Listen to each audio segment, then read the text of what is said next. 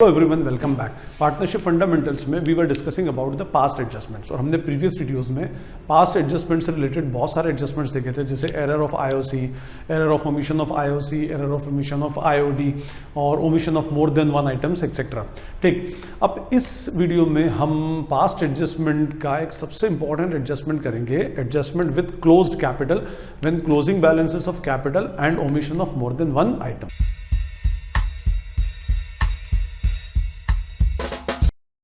Adjustment of close capital को समझना है तो हम एक एग्जांपल लेते हैं। वैसे मैंने उस एग्जांपल की इनिशियल्स यहाँ पर बोर्ड पे लिख दी है, स्टिल मैं उसको बुक से रीड करूंगा क्योंकि यहाँ पर कुछ स्पेसिफिक टर्म्स होती हैं जिससे ये समझ आता है कि ये क्वेश्चन एक्चुअली क्लोज कैपिटल का है और क्लोज कैपिटल का क्यों है और उसका क्या इंपैक्ट पड़ता है, वो भी अभी हम इस पर डिस्कशन करने वाले हैं। फाइन,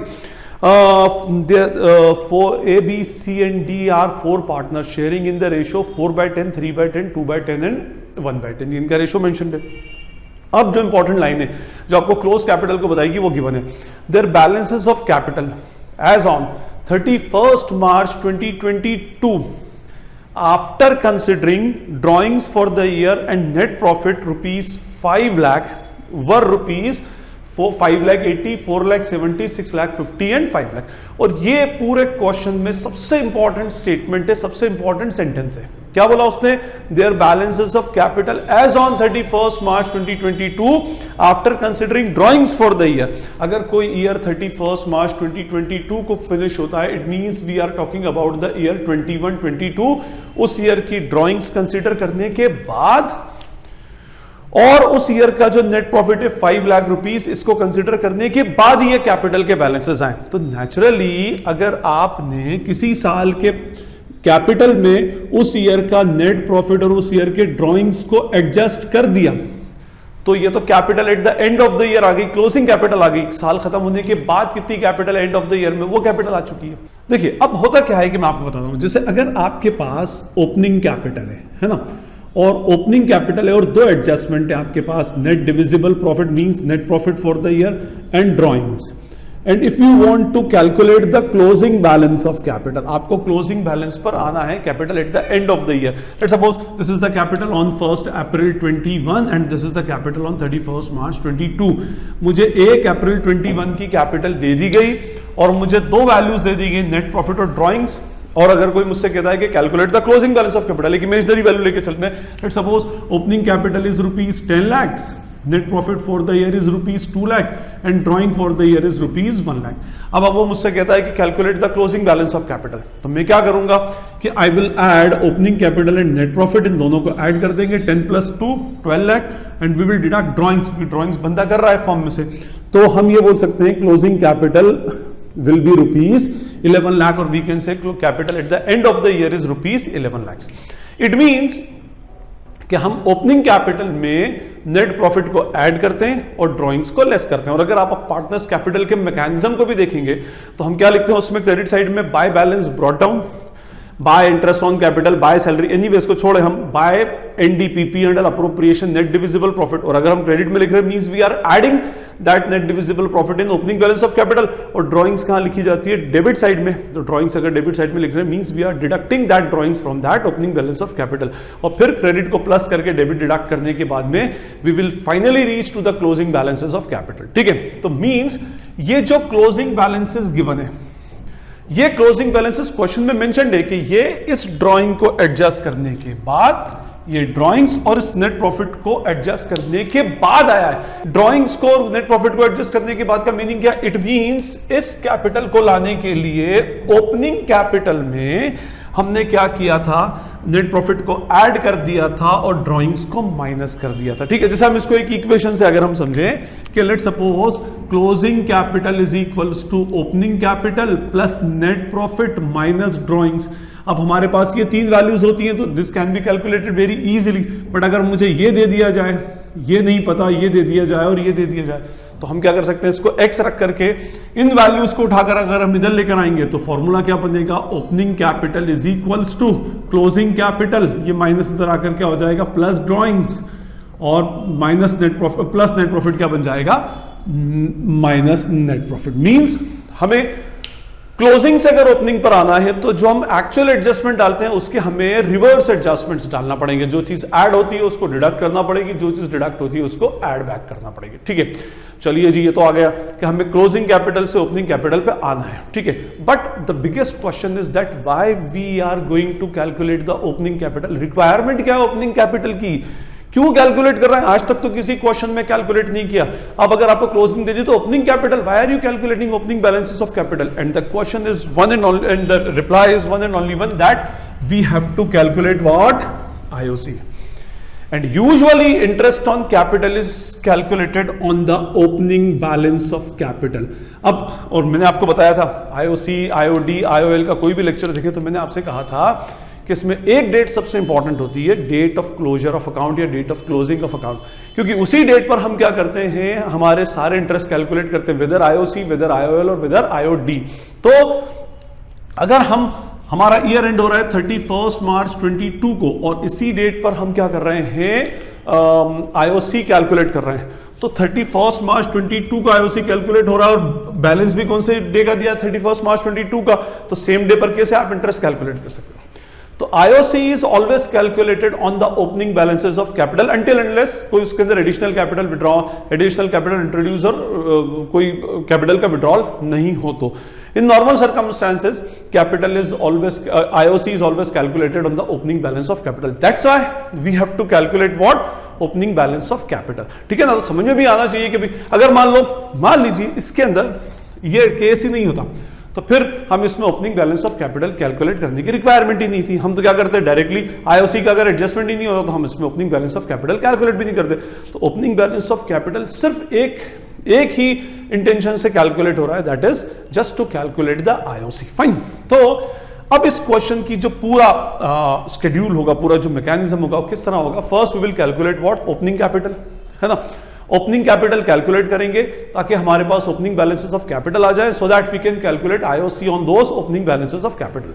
फिर उसके बाद we will make the adjustment table, और एडजस्टमेंट टेबल के अंदर मैंने प्रीवियस वीडियो के अंदर बताया था कि नेट प्रॉफिट गिवन हो और नेट प्रॉफिट ना गिवन हो। यहां पर नेट प्रॉफिट दिया हुआ है 5 lakh rupees. The biggest problem is that कि ये 5 लाख रुपीज आया है before all above adjustment, means this is the wrong profit, और ये रॉन्ग प्रॉफिट उनको डिस्ट्रीब्यूट हो गया है, इसको भी हमें क्या करना पड़ेगा, कैंसल आउट करना पड़ेगा। तो first we will make the statement for calculation of opening balances of capital. ठीक है, तो पहले हम वो बनाएंगे और फिर उसके बाद एडजस्टमेंट टेबल बनाएंगे। तो ये हमारा स्टेटमेंट है, इसमें हम क्या करेंगे, calculation of opening balances of capital. First we will calculate the opening balances of capital. Question के अंदर कहां से स्टार्ट करना है हमें, फ्रॉम क्लोजिंग टू ओपनिंग आना है। तो first what we will write, closing balances of capital, और हमेशा भी लिख सकते हैं बैलेंसेस एज ऑन 31 मार्च 22। ठीक है, एंड बैलेंसेस आर 5,80,000, 4,70,000, 5,80,000, इसका 4,70,000, 6,50,000 and what, and 5 lakh. Okay, these are the closing balances of capital. और अभी मैंने आपसे क्या कहा कि हमें क्लोजिंग से ओपनिंग पर आना है, तो जो एडजस्टमेंट हम ओपनिंग से क्लोजिंग आने पर करते हैं उनके रिवर्स इफेक्ट डाल देंगे। ओपनिंग से क्लोजिंग आने के लिए we will deduct the drawings, now we will what, add the drawings. तो हम क्या कर देंगे, ऐड ड्रॉइंग्स। हम इसमें ड्रॉइंग्स ऐड करेंगे। Drawings are rupees 1,20,000, 80, 1,20,000, 80, 50 and 50। इसकी भी 50 है और इसकी भी 50 है। This will be added. ये सब क्या हो जाएंगे, इसमें प्लस हो जाएंगे। और ओपनिंग से क्लोजिंग आने के लिए हमने 5 लाख रुपीस का नेट प्रॉफिट, जो अपने आप में रॉन्ग था क्योंकि उसमें बहुत सारे एडजस्टमेंट्स नहीं किए थे, वो प्रॉफिट हमने इनके अकाउंट में क्रेडिट कर दिया था। क्रेडिट कर दिया था मींस उससे हमने इनकी कैपिटल को इंक्रीज कर दिया था। Now we will deduct the net profit. तो लेस नेट प्रॉफिट क्रेडिटेड, हम उसको डिडक्ट कर देंगे। 5 लाख है तो 2 लाख इसके अकाउंट से, 5 3 15, 1,50,000 इसमें से डिडक्ट, और 1 लाख इधर से डिडक्ट होगा, and 50,000 will be deducted from Ds capital. Finally हमारे पास ओपनिंग कैपिटल का बैलेंस आ जाएगा। ओके, तो opening capital 5 lakh plus 1,20,000, 7 lakh minus 2 lakh is 5 lakh. ये आ गया 470 प्लस 80, ये हो गया 570 माइनस 5,50,000 माइनस, तो this will B 4 lakhs। 650 minus 6 lakhs, and this will be 5 lakhs. So these are our opening balances of capital. अब हमारे पास opening balances of capital है, so that we can easily calculate the interest on capital on these opening balances of capital. So this is our adjustment table, particulars, और हमारा जैसा column होता है P&L appropriation account, and then 4 columns for partners capital account A, B, C and D, है ना. और मैंने आपको प्रीवियस वीडियो में बताया था कि क्वेश्चन में मोर देन वन आइटम्स का ओमिशन हो, और उसमें 2 केसेस होते हैं, when net profit is given and when net profit is not given. यहां पर नेट प्रॉफिट गिवन है, 5 लाख रुपीस का नेट प्रॉफिट दिया है, जो ऑलरेडी उन पार्टनर्स को डिस्ट्रीब्यूट हो चुका है. डिस्ट्रीब्यूट हो चुका है मींस उनके अकाउंट में क्रेडिट हो चुका है, और क्योंकि वो रॉन्ग प्रॉफिट है और क्रेडिट हुआ है, तो अब उसको कैंसिल करने के लिए first we have to debit that. तो हम लिखेंगे उसमें wrong profit already distributed now to be cancelled, now to be debited और नाउ टू बी कैंसल्ड. कितना था वो? 5 लाख रुपीस का प्रॉफिट था, और इनमें डिस्ट्रीब्यूट हो गया 2 लाख, 1 लाख 50, 1 लाख एंड 50,000. ठीक है. अच्छा, दूसरी बात ये कि ये ऑलरेडी इनके अकाउंट में डिस्ट्रीब्यूट हो गया था, मींस क्रेडिट हो चुका है. Now we have to cancel it. तो हम क्या करेंगे? इनको डेबिट कर देंगे. ठीक है, ये इनको डेबिट कर दिया. और P&L अप्रोप्रिएशन में क्योंकि ये एनडीपी था, और P&L अप्रोप्रिएशन में एनडीपी कौन सी साइड पर आता है? Debit side. और डेबिट की आइटम कैंसिल करनी है, तो हम क्या करेंगे? इसको क्रेडिट करेंगे. Means we are again raising that amount of profit so that we can adjust all these omissions. जो भी हमारे पास ओमिशंस है वो हम उसको एडजस्ट कर सकें. फाइन, चलिए, तो ये क्रेडिट हो गया. उसके बाद अब हम हमारी जैसी ओमिशंस होती हैं यूजुअली नॉर्मल, वैसे ही हम ओमिशंस करेंगे. क्या क्या भूले? IOC, salary, commission and IOD. तो यहां पर क्रेडिट नेचर है. मैंने आपसे कहा था कि पहले एक जैसे नेचर का आइटम ले लेता हूं, और अगर आपको बाद में लेना है तो you can take it afterwards also. ठीक है, तो हम ले रहे हैं यहां पर IOD to be debited. IOD भी भूले, है ना. अब आईओडी का केस यहां पर है, IOD is to be debited at the rate 10%. ठीक है. फिर वही case, no date is mentioned and no per annum word is used, so interest will be calculated for the full year. आपको IOD का case ध्यान रखना पड़ेगा. एक डेडिकेटेड वीडियो है, you can watch that video also. ठीक है. So drawings of A is 1,20,000, तो इसका हो जाएगा 12,000 debit. Drawings of B is ₹80,000, तो 8,000 डेबिट. 50,000 का 10%, 5,000 debit and 5,000 debit. In all total 20,000 कहां जाता है? आईओडी P&L अप्रोप्रिएशन के क्रेडिट साइड में. फाइन, तो ये तो हो गया जी. ठीक. उसके बाद अब जो मेन चीज जिसके लिए हमने कैलकुलेट किया था, व्हाट? आईओसी. तो आईओसी को क्रेडिट करते हैं, तो IOC to be credited at the rate 10%. तो किस पर कैलकुलेट होगा? ये क्लोजिंग बैलेंसेस पर, ओपनिंग पर. तो ओपनिंग बैलेंस, तभी तो हमने इसको कैलकुलेट किया, तभी हमने ये टेबल बनाया. फाइन. तो 10% of 5 lakh is 50,000. Individual partner के अकाउंट में क्रेडिट होगा. 40,000 credit, 60,000 credit and 50,000 rupees credit. ठीक है. तो टोटल आईओसी P&L अप्रोप्रिएशन में कौन सी साइड जाता है? डेबिट साइड में. फाइन. तो ये आईओसी टू बी क्रेडिटेड, ये कर दिया. बिसाइड्स सैलरी और कमीशन एक साथ ही लिख देता हूं मैं उसमें, salary and commission to be credited. ये इनको क्रेडिट करना था. Okay fine. Salary of A is ₹1,20,000. A के अकाउंट में क्या होनी थी? क्रेडिट. और सी की सैलरी है 80,000 रुपीज क्रेडिट, और बी का कमीशन है 50,000 रुपीज का, तो मैं इधर ही लिख देता हूं 50,000 rupees credit. No remuneration to D. तो ये हो गया 2,50,000. और सैलरी कमीशन कहां जाता है? P&L अप्रोप्रिएशन के डेबिट में. फाइनली हमारी जितनी ओमिशंस थी हमने सब क्या कर दी? उसको लिख दी. क्या थी एक मिस्टेक? प्रॉफिट रॉन्गली क्रेडिट हो गया था, उसको कैंसल आउट कर दिया. आईओडी भूल गए थे, लिख दिया. आईओसी भूल गए थे, लिख दिया. सैलरी लिख दिया. ठीक. फाइन.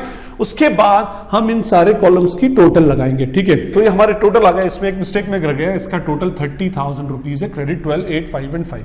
ठीक है. तो हियर टोटल इज ₹80,000. ओके. सो मैंने आपसे क्या कहा था कि भाई यहां पर ये सारी हमारी एरर्स थी और सबको प्लस माइनस किया, तो ये था हमारा net amount to be adjusted to be adjusted which is our correct NDP, ये हमारा करेक्ट एनडीपी था। अच्छा, इसमें वही देखेंगे बड़ा और छोटा, इसके अंदर बड़ी वैल्यू कौन सी है, क्रेडिट की है, so this will be credited. इसमें 2 लाख प्लस 12, इसमें बड़ी वैल्यू डेबिट की है, इधर बड़ी वैल्यू डेबिट की है, इसमें बड़ी वैल्यू क्रेडिट की है और इधर बड़ी वैल्यू डेबिट की है। मींस जो डेबिट का वेटेज है वो इसमें ज्यादा, और सी ऐसा पार्टनर है जिसका क्रेडिट का वेटेज ज्यादा है, ठीक है। Net amount to be adjusted, ठीक है। अब हुआ क्या, रॉन्ग प्रॉफिट 5 लाख था, सबको एडजस्टमेंट करने के बाद means correct NDP is ₹80,000। Wrong profit को हमने कैंसिल क्यों कर दिया, क्योंकि वो रॉन्गली डिस्ट्रीब्यूट हो गया था। अब करेक्ट एनडीपी को इनको इनमें डिस्ट्रीब्यूट करना पड़ेगा क्योंकि वो एक्चुअली करेक्ट एनडीपी है। तो यहां पे लिखेंगे correct NDP to be distributed उनके प्रॉफिट शेयरिंग रेशियो में। 80 था, करेक्ट एनडीपी कौन सी साइड पर आता है, डेबिट साइड पर, ठीक है। और इसको अब हम उनके प्रॉफिट शेयरिंग रेशियो 4:3:1 में डिस्ट्रीब्यूट करेंगे। 32,000, 24,000, 16,000 और 8,000, ठीक है। और ये करेक्ट एनडीपी था, तो P&L अप्रोप्रिएशन की डेबिट साइड आया, पार्टनर्स को डिस्ट्रीब्यूट होगा, तो ये चारों के अकाउंट में क्या हो जाएगा, क्रेडिट हो जाएगा। फाइन, उसके बाद finally we will make the total, ठीक है। डेबिट और क्रेडिट कैंसल, इधर आ गया nil. Again I am saying, जैसे ही आपके P&L अप्रोप्रिएशन का टोटल निल हो जाए मींस आपका पास्ट एडजस्टमेंट का क्वेश्चन सॉल्व हो गया, ठीक है। अब 42 और 32 डिफरेंस इज ₹10,000, बड़ा क्या है इसमें, debit, means A will be debited. 68 और 24 का डिफरेंस होगा 44,000 और बड़ी वैल्यू क्या है, डेबिट है। उसके बाद 35 एंड 16 बोथ आर क्रेडिट, तो इसका हम क्या करना पड़ेगा, प्लस करना पड़ेगा और इसको क्रेडिट करेंगे। 5 डेबिट 8 क्रेडिट, तो 3,000 विल बी क्रेडिटेड। क्रेडिट और डेबिट को प्लस करें, 10 प्लस 44 माइनस 54, ठीक है। तो हमारा ये पूरा एडजस्टमेंट हो रहा है। तो finally our adjustment entry will be, adjustment entry क्या बन जाएगी, A and B will be debited.